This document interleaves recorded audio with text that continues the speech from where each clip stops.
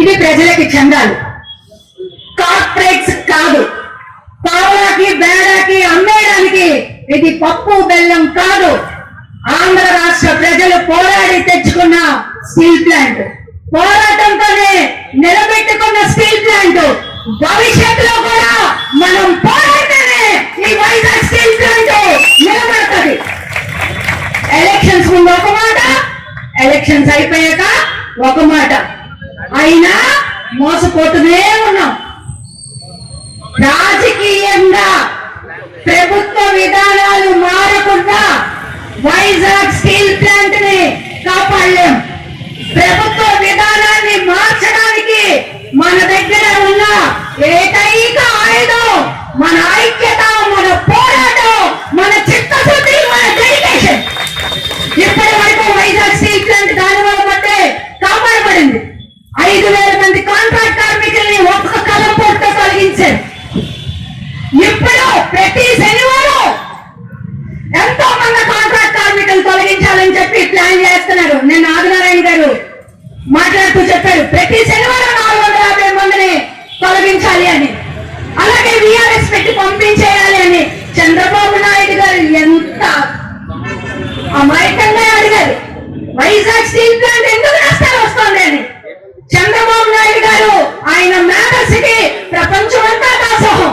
AI, Google centre, quantum technology, quantum computers, ఇంకేమైనా మనకు తెలియదు ఉంటే అవన్నీ కూడా ఆయన బుర్రలో ఉన్నాయి. ప్రపంచ దార్శనికుడు, ఇది కదా ఆయన గురించి చెప్పుకునేది. ఆ ప్రపంచ దార్శనికుడికి తెలీదా వైజాగ్ స్టీల్ ప్లాంట్ ఎందుకు నష్టాల్లో ఉంది అని? వైజాగ్ స్టీల్ ప్లాంట్ నష్టాల్లో ఉండడానికి కారణం దానికి సొంతకనం లేకపోవడం, శైలిలో విలీనం చేయకపోవడం, అన్నిటికన్నా అది నష్టాల్లోకి ఉండడానికి కారణం మీ అసమర్థత, మీ చేతకంతనం, మీ యొక్క అవకాశవాదం. అందుకు వైజాగ్ స్టీల్ ప్లాంట్ నష్టాల్లో ఉంది. మీరు ఎలక్షన్స్ ముందు ఏం చెప్పారు? మీ ఎమ్మెల్యే, మీ రాష్ట్ర అధ్యక్షులు ఏం చెప్పారు? కాపాడుతూ ఉన్నారు. మీ మీద ఆధారపడి మోడీ ఉన్నారు, మోడీ మీద ఆధారపడి మీరు లేరు. మీ మీద ఆధారపడి మోడీ ఉన్నప్పుడు మోడీ గారికి ముందుకెళ్ళి మిట్టల కోసం సొంత కథలు అడిగినప్పుడు వైజాగ్ స్టీల్ ప్లాంట్ కి సొంత కథలు అడగాలని మీకు తెలియలేదా? మీ అవకాశవాదం వల్ల, మీ చేతకంతనం వల్ల వైజాగ్ స్టీల్ ప్లాంట్ ఈ రోజు నష్టాల్లో ఉంది. మీరు ఒక్క మాట చెప్పి మోడీని ఒప్పించి సొంత కథలు తీసుకురండి. వైజాగ్ స్టీల్ ప్లాంట్ కాపాడబడుతుంది, ఆంధ్ర రాష్ట్రం కాపాడబడుతుంది.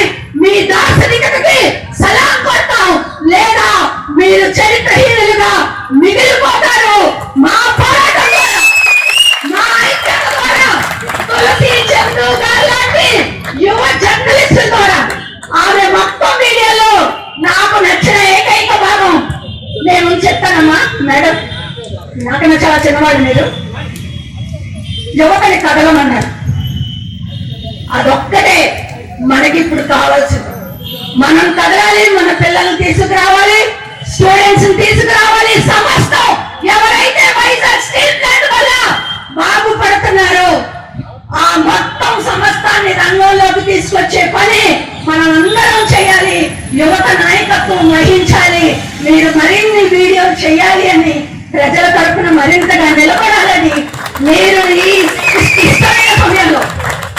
ఈ క్లిష్టమైన సమయంలో అందరూ అవకాశవాదంతో దాగులు మూటల్లో ఆడుతున్న ఈ సమయంలో మీరు చేసిన 2 వీడియోలు తప్పకుండా వైజాగ్ స్టీల్ ప్లాంట్ చరిత్ర అన్నప్పుడు మీకంటూ ఒక పేజీ తప్పకుండా ఉంటది.